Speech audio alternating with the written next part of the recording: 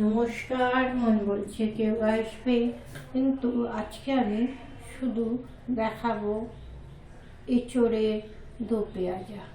চলুন দেখাই আমি কী করে করি এঁচোড়ের দো পেঁয়াজা।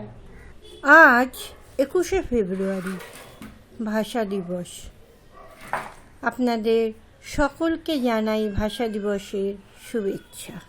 এঁচোড়ের দো পেঁয়াজা বানানোর জন্য আমি এঁচোড় নিয়েছি।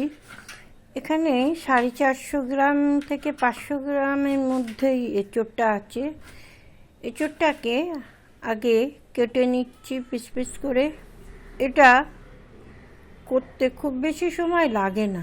হয়ে গেল এঁচোড় কাটা। এবারে এই এঁচোড়টাকে আমি প্রেশার কুকারে একটা সিটি দিয়ে নেব। একটাই সিটি দেবেন। তার আগে আমি একটু পেঁয়াজ কুচি করে নিচ্ছি। এই পেঁয়াজটা কুচি কেন করছি সেটা পরে আপনাদের জানাচ্ছি। ওই যে এঁচোড়ের সিটি বেজে উঠেছে। আর কী কী লাগবে এবার বলি।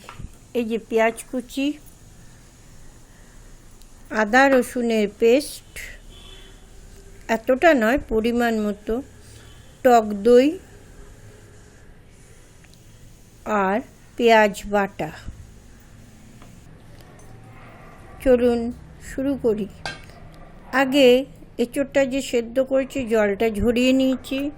ধরিয়ে নিয়ে একটা বোলে নিয়ে সেটাকে টক দইটা দিয়ে মেখে রাখবো।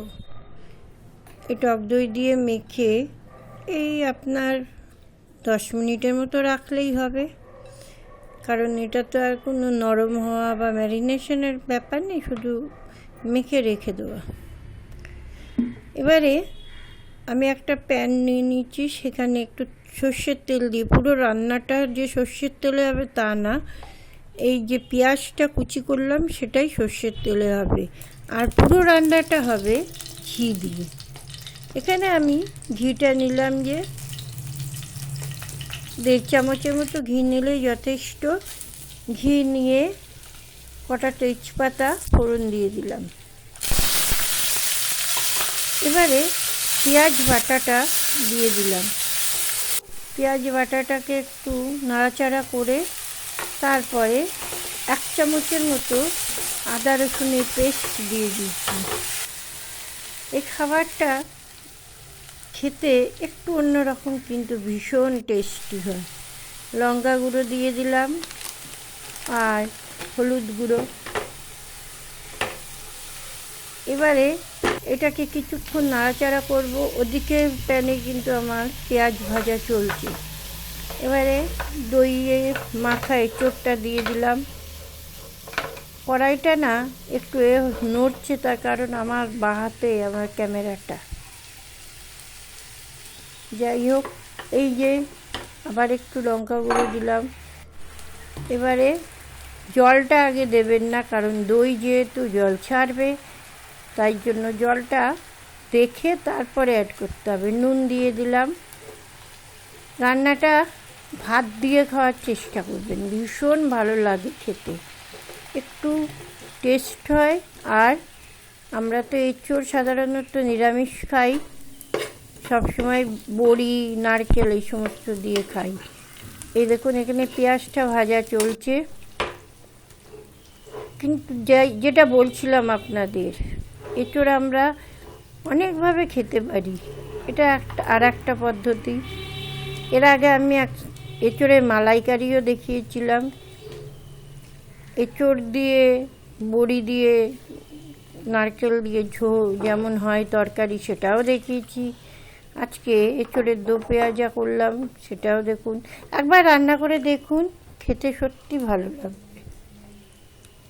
এবারে দেখলেন তো একটু জল দিয়ে দিলাম।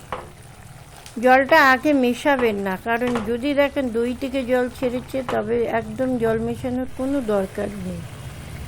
যাই হোক, এঁচোড়টা যেহেতু সেদ্ধ চলে, একটাই সিটি দেবেন। আমার না একটা সিটির পরে একটুখানি থেকে গেছিলো, কিন্তু মানে এত ভালো খেতে লেগেছিলো। এঁচোড়টা একটু গললে পরে ভালোই লাগবে।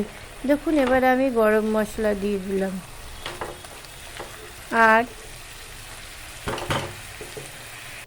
রান্নাটা খুব অল্প পরিমাণেই করেছিলাম, আর চিনি দিয়েছি 1 চামচের মতো।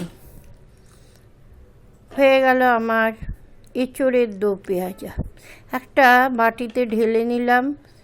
এবারে ভাবছেন তো ওই পেঁয়াজটা কিছু করলাম না তো, ওই পেঁয়াজটা এবারে এই এঁচোড়ের দো পেঁয়াজার উপর ছড়িয়ে দেব।